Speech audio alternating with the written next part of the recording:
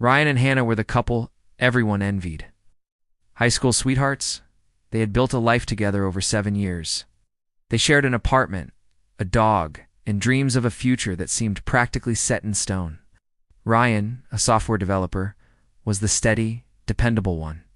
Hannah, a vibrant and ambitious marketing executive, was the social butterfly. Their dynamic just worked. Ryan adored Hannah's energy, and she loved his calm, supportive nature. To their friends and family, they were a perfect match, destined for a walk down the aisle. Ryan was even saving up for the perfect ring. He had it all planned out. A surprise trip to the place they had their first date, a romantic dinner, and a proposal under the stars. He thought he knew Hannah better than anyone, trusted her completely. But trust, he would soon learn, can be a fragile thing. The first crack in their perfect world appeared subtly. Hannah started working late more often. Big project at work, she'd say, looking tired but excited. Ryan, ever the supportive partner, would have dinner waiting for her, no matter how late she came home. Then there were the frequent business trips, last-minute weekend conferences that she just couldn't miss. Ryan missed her, but he was proud of her ambition. He'd spend the weekends working on his own coding projects or taking their golden retriever buddy on long hikes. He never questioned her. Why would he? This was Hannah, his Hannah, the woman he was going to marry.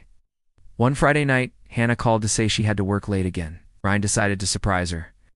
He packed her favorite takeout, a bottle of wine, and drove to her office downtown. He imagined her delight, the grateful kiss she'd give him. He walked into the sleek, modern lobby of her firm and took the elevator up to the 25th floor. The marketing department was dark and deserted. Not a single soul was there. A knot of confusion and unease tightened in his stomach. He called her phone and went straight to voicemail. He texted, "Hey, where are you? I'm at your office." No reply. Cleaning lady, pushing her cart down the hallway, saw his lost expression.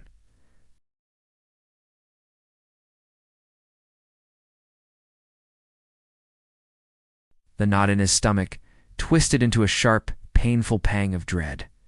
He drove home in a daze, his mind racing. Well, maybe there was a simple explanation. Maybe she went for drinks with her team and forgot to tell him. But the silence on the other end of the phone felt heavy, ominous. When he got back to their apartment, he noticed something odd. A new, expensive-looking men's watch was sitting on the kitchen counter, a place it definitely didn't belong. It wasn't his style at all. As he stared at it, a notification popped up on Hannah's laptop, which she had left open on the dining table. It was an email from a name he didn't recognize.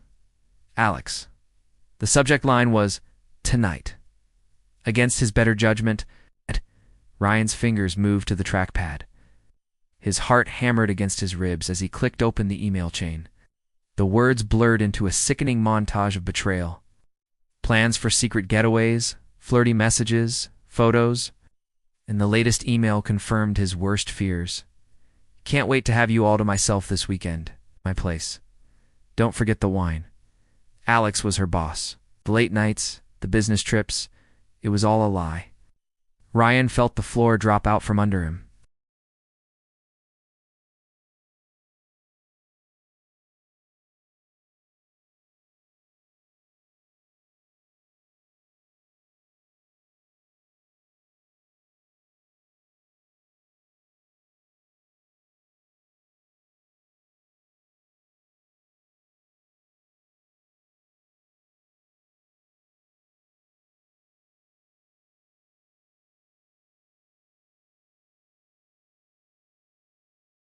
"Ryan, it's not what you think," she stammered, the classic, hollow line of a cheater caught in the act.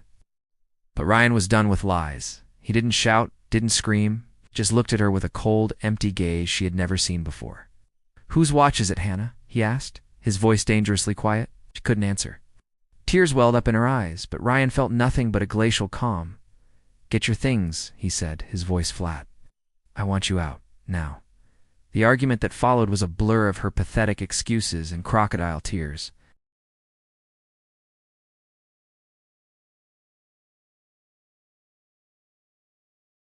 The days that followed were a living nightmare. Ryan moved through his life like a ghost, the apartment feeling vast and empty. Every corner held a memory, a ghost of the future they were supposed to have. The silence was deafening. He couldn't eat, couldn't sleep. his work suffered.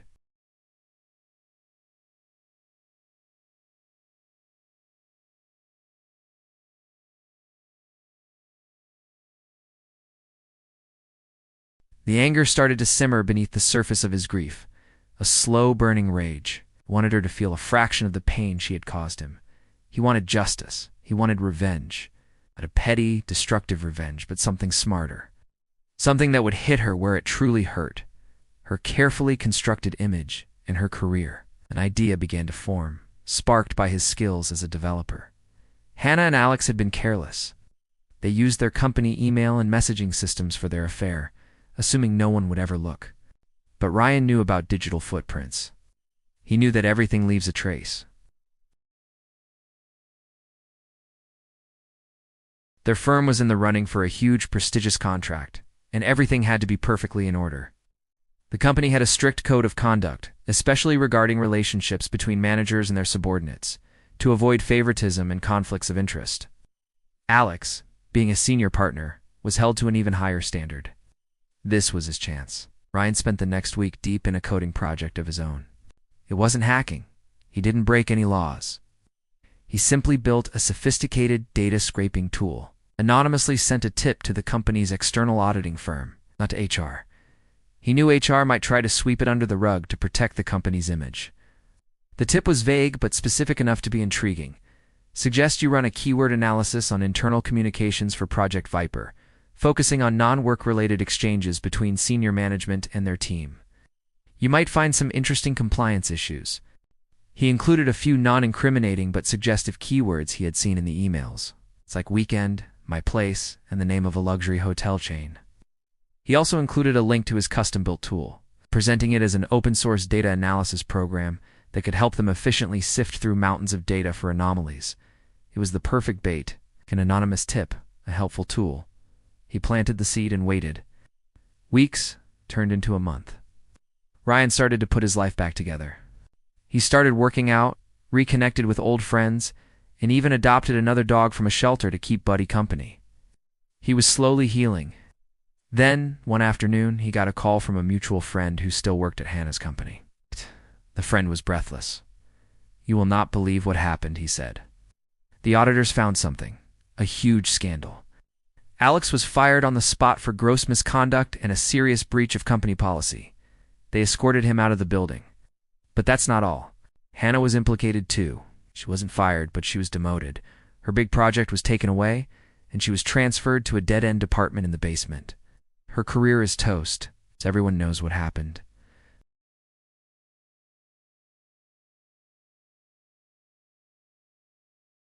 Of closure.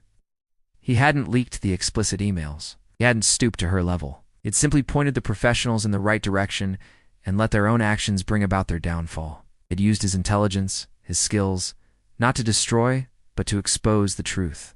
That evening, he packed up the last of Hannah's things she had left behind in a few boxes. Among them, he found a photo album filled with pictures of their 7 years together.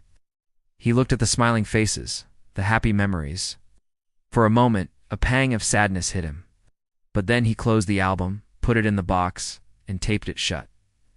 That chapter of his life was over.